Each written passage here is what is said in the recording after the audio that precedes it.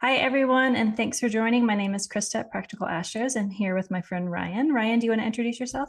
Yeah, hi, I'm Ryan Hunt, and yeah, I'm with I guess Astrology by Ryan. My website is just ryan-hunt.com, but my YouTube handle is Astrology by Ryan. But yeah, just good to be here with you. Yeah. Yeah, thanks for Excited to being my dive into this guest. topic. Yeah, thank you. It was funny before we started recording, we were talking about chocolate chip cookies and oatmeal cookies and Hmm. recipes. And in my mind, I was like, this is so appropriate for talking about relationships because you can have the same ingredients, but put in the different portions at different times at different temperatures. It makes for a very different cookie. It makes for a very different cookie. Yeah, Yeah.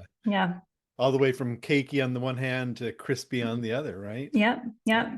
yep. People come to astrologers for all sorts of advice, but a lot of times it's for relationship advice. I don't Very read true. synastry or composite charts often, but I usually get a relationship question in a reading. But you do specific relationship readings, so it's why I asked you to join Yeah. me and kind of teach me a little bit about kind of what your practice looks like, and just to talk about relationship astrology a little bit more.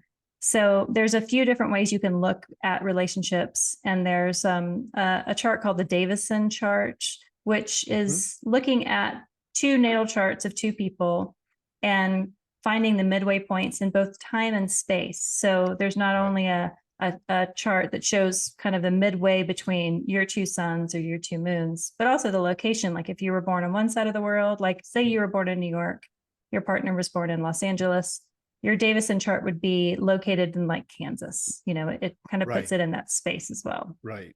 Yeah, and that's a really critical feature of the Davison chart. It's an actual chart with a physical location and time that can be recreated in any Mm-hmm. software, or through the ephemeris, using Yeah. date and time and location. Yeah.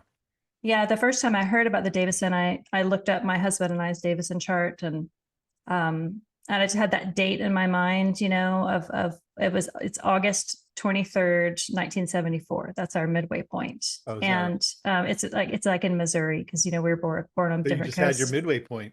Yeah, we just had our midway point. And my husband's a musician and he plays with lots of musicians. And I went on tour with him a few years ago.